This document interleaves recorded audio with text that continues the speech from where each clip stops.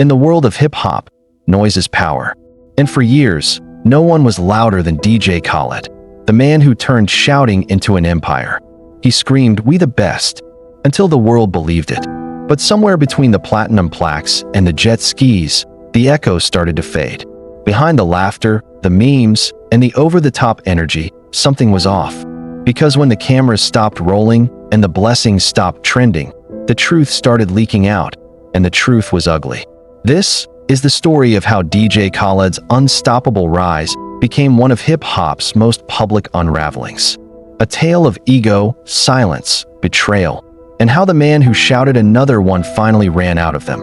Before the memes, before the Snapchat fame, DJ Khaled was a grinder. Back in the early 2000s, he was that Miami radio DJ with a booming voice and a contagious kind of confidence.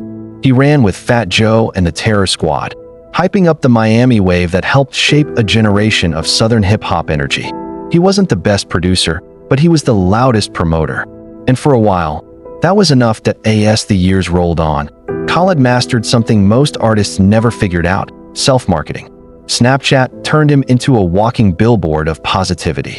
He'd wake up, shout about blessings, show off his mansion, jet ski through Miami waters, and talk about success like it was oxygen. People didn't just follow his music, they followed his energy. Every major key and another one became part of internet culture. And then came the hits. I'm the One, Wild Thoughts, All I Do Is Win. Every party, every gym playlist, every festival, his name echoed like a mantra. It was the era of Khaled. The albums went platinum, the collabs were stacked with A-listers, and for a moment, he really looked untouchable. But success has a way of building walls. Behind those walls, Khaled started believing his own myth. He wasn't just a hype man anymore. In his mind, he was a king. The phrase, "We the best," stopped being a slogan and started sounding like scripture. And while the world laughed along with his energy, a question was quietly growing. What does DJ Khaled actually do? Because as the spotlight got brighter, it became clear that Khaled wasn't creating, he was curating. Other people made the hits. He just shouted over them. For a while, nobody cared. He was too lovable, too memeable, too harmless. But that charm wouldn't last forever. The first crack was coming, and when it hit, it would shatter everything that DJ Khaled drops his album Father of Assad. The budget? Massive. The features? Legendary. Khaled was so sure it would go #1 that he practically declared victory before release day.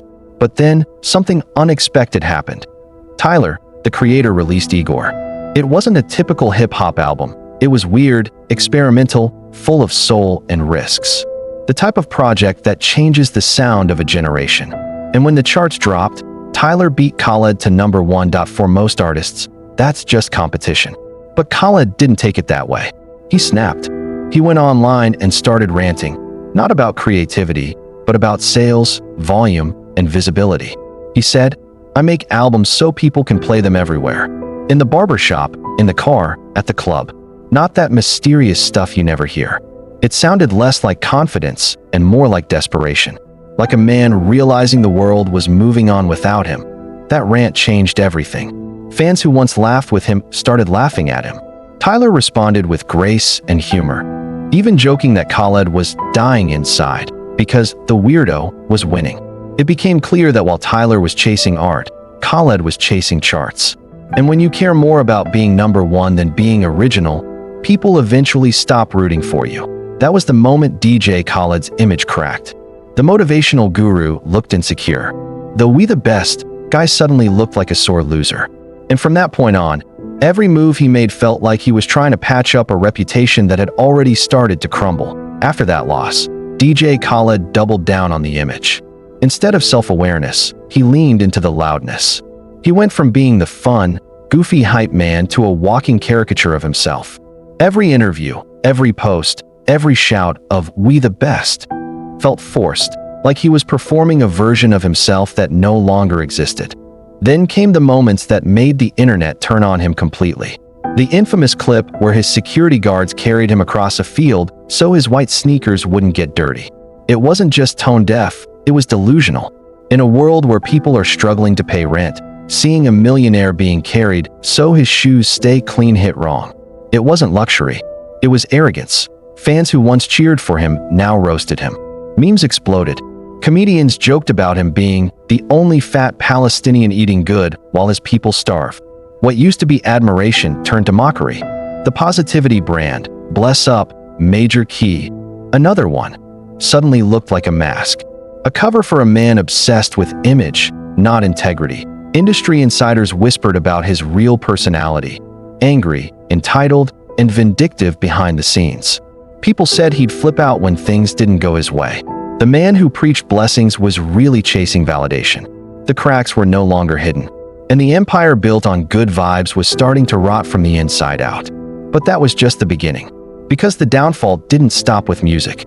When the world expected him to stand up, for his people, for his beliefs, for his friends, he stayed silent. And that silence would cost him everything. By the time the laughter died down, the man who shouted, "We the best," was surrounded by silence. His brand was fading, his fans were questioning everything, and the world that once crowned him a king was now asking, what does DJ Khaled really stand for? The answer came not in his music, but in his silence. And when that silence hit, it echoed louder than all the another ones in the world. When the world turned its eyes toward Palestine, every voice mattered. For millions, it wasn't politics, it was survival. And DJ Khaled, one of the most famous Palestinians on earth, had the kind of platform most activists could only dream of. People waited for him to say something, anything, about his people.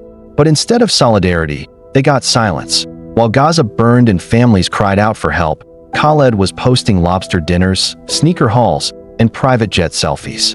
His comment sections filled with rage. Fans asked, "Where's your voice now?"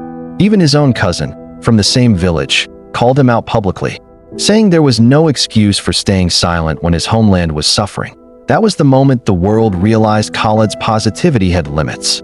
It worked when it sold records and sneakers, but when it came to sacrifice, the voice vanished. He wasn't the grateful guy anymore. He was the safe one, the man who wouldn't risk his bag for his beliefs, and people didn't forget. Social media lit up with comparisons.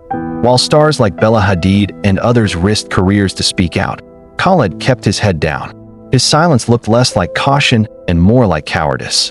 It wasn't just a PR mistake, it was a betrayal. To his fans, to his roots, and to his image. That's when the word sellout started sticking. Once that label hits, it's hard to wash off, no matter how many blessings you shout.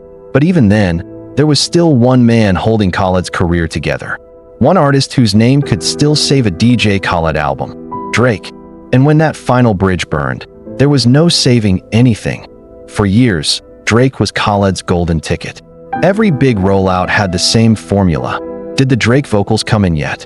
It was funny, it was meme-worthy, but it was also true. Drake was the engine behind Khaled's biggest hits. Behind the scenes, though, things weren't as brotherly as they looked. Drake was reportedly fed up, tired of Khaled begging for features, tired of the calls, tired of being the cheat code.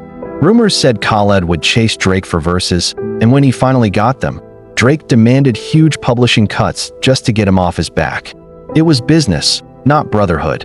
Then came 2025. Khaled hyped his next album like it was a blockbuster movie. Posters, trailers, even Mark Wahlberg appearances, all centered around one phrase: "I got 2 Drake songs." The man didn't promote his music, he promoted Drake's presence. That's how dependent he'd become. And then, with one sarcastic comment, it all collapsed. Drake saw the announcement on Instagram and commented, "Must be Drake, Bell." Just 6 words. But those words hit harder than any diss track. The internet erupted. Memes, jokes, and edits flooded timelines. Fans said Khaled got cut off from foreign aid. Within days, Khaled deleted the post, erased it like it never happened. The humiliation was complete. That moment showed the truth. Drake wasn't his lifeline anymore. He was done feeding the brand. And when the one artist who kept your career breathing walks away, you don't just lose music. You lose the illusion of relevance. When the smoke cleared from the Drake fallout, the industry looked different. The rap world was divided. Drake and Kendrick were at war. Future, Ross, Metro Boomin, and half the scene picked sides. And Khaled? He stayed quiet, trying to play neutral. For a man who built his name on bringing people together, neutrality became poison. He wanted to be everyone's friend, But in war, that just makes you look weak. Artists stopped trusting him. Nobody wanted to be caught in the middle of his fence sitting. Ross even dragged him into the mess, tagging him in a post clowning Drake's nose job. That tag was a trap, a reminder that even silence gets you caught when you're too scared to stand for anything. Suddenly, the man who could once get every superstar on one track couldn't get anyone to pick up the phone. The collaborations dried up. The memes turned ruthless. And Khaled, the man who built his identity on being surrounded by stars, was now completely alone. When the culture turns on you, it's over. Kodak Black, who once worked with Khaled, dropped a snippet mocking him. "We a win-win K." Fans tore him apart in the comments every time he posted.